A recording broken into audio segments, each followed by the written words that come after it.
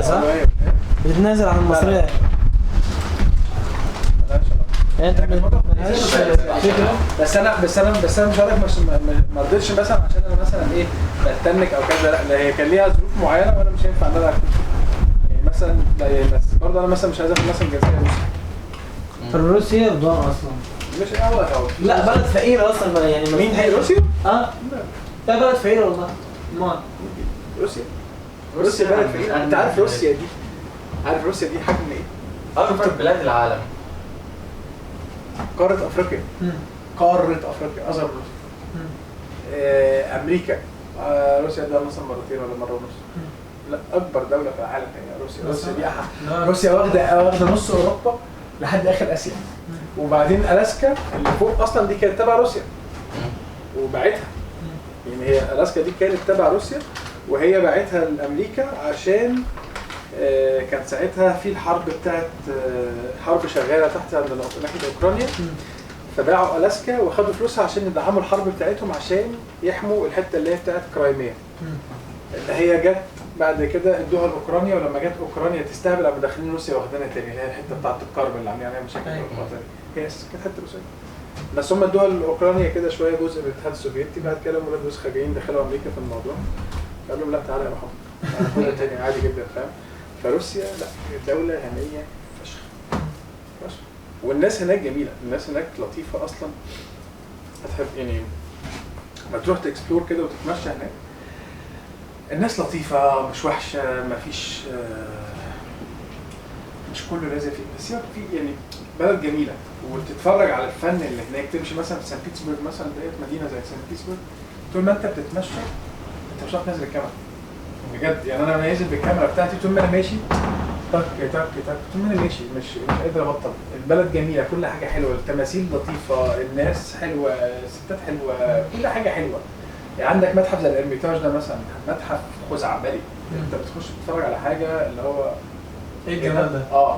انا كنت واقف مثلا قدام اللوحه بتاعت فان جوخ وشاك كانت مين بالظبط وحاطين حواليها زي سور كده صغنطوط كده بتاع عايز تعدي مش عايز اعدي عشان جمال اللوحه عشان هو راسم في اللوحه في سجاده فالسجاده فيها شراشيب وفي اللوحه زي ما انا شايفها كده هي قدامي انا شايف الشراشيب دي حاسس ان الشراشيب دي ممكن لو تمسك حاسسها طالعه من السجاده نفسها اللي هو انا عايز افهم هي دي شرشوب بجد يعني فانا كده والراجل ده قبل اللي هو بيبص لي كده لما اوعى ما تهبل ما تتجننش عشان ما اوريكش الروس بيعملوا ايه بس فاللي هو لا هتخش تتفرج هناك البلد دي ايه الجمال ده وايه الحلاوه دي وايه الوان حكايه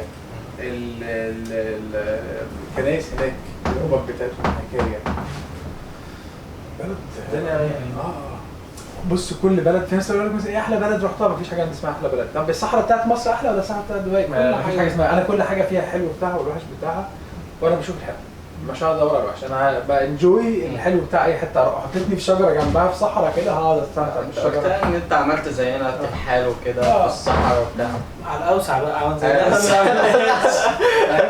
وده اعملوه يعني افضل افرك اطلع واتفرج هتتعلم. هو دي انا مثلا ابويا الله يرحمه وانا صغير كان بالنسبه لي الحياه بتاعتي هي اللي بتعلمني هي المنتور هي اللي بفهم منها ايه اللي بيحصل لما تقعد تركز بقى. بس دي ما اعرفش دي ممكن تبقى في السن بتاعكم ولا لا. ما هو بجد ما بهزرش انا بتكلم بجد انا ما اعرفش دي بتيجي مع السن ولا ممكن تعامل هي فكره انك انت تعرف تركز فعليا بجد مع تفاصيل الحياه الصغيره قوي قوي قوي انك انت تقدر تلبو وتخلص من الحاجات التابوهات اللي هي العادات والتقاليد بتاعتنا والكالتشر بتاعتنا بتفرضها علينا على دماغنا فبتعمل لك زي باوندر زي لازم تمشي على السيستم المعين ده. لا سيبك من السيستم انا ما بمشيش على السيستم في الدنيا بس الكالتشر بتاعتنا بتعمل لك فريمنج للفكر بتاعك فهتلاقي انك انت فكرك محدود في الحته دي غير ما تشيل الفريم ده خالص وتبدا تعمل حاجه منطلق بتبدا تفكر هنا وبتفكر هنا وبتشوف هنا وبتروح هنا وبتعمل هنا بتشوف الدنيا من شكل تاني بتشوف بعيون تانية. زي مثلا ما تخش تتفرج مثلا على دوكيومنتري بتاعت على نتفليكس اسمها ستوري اوف جاد بتاعت مورجان فريمان. طول ما احنا قاعدين طول عمرنا بنتكلم يا عم ده الهنود دول بيعبدوا البقر ده مش عارف بيعملوا ايه هنفضل طول عمرنا شايفينها كده. طب لما نيجي تتفرج بقى على حد عمل ايه راح قاعد مع الناس دي وقاعد مع اسلام وقاعد مع يهود وقاعد مع مسيحيين وقاعد مع كل الديانات وبيتكلم بيسال مثلا نفس السؤال ده هنا وهنا وهنا وبتفكروا فيه ازاي بتشوفوا ايه ودي جت منين والحته دي جت منين وتبدا تشوف الناس دي بتفكر ازاي. هتبدا تشوف ان هو ايه ده، لا هي الناس دي بتفكر من ناحيه ثانيه شايفينها بحته ثانيه. ما انت كان عندك مثلا في القدماء المصريين تعامل يعني ايه تتعامل معاهم عشان تفهم بتفهم الناس جايه منين، بتفهم الكالتشر الفكر الحاجات بتاعتهم. ما احنا عندك زمان كان في اله اسمها حتحور.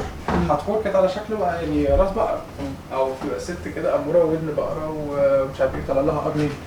دي الهه العطاء والحب. ليه شايفين عطاء؟ عشان هم شايفين البقره دي بتجيب لبن، فاللبن ده عطاء، فشايفين مش عارف ايه وحاطين لها شمس وحاطين لها مش عارف ايه وايه وايه.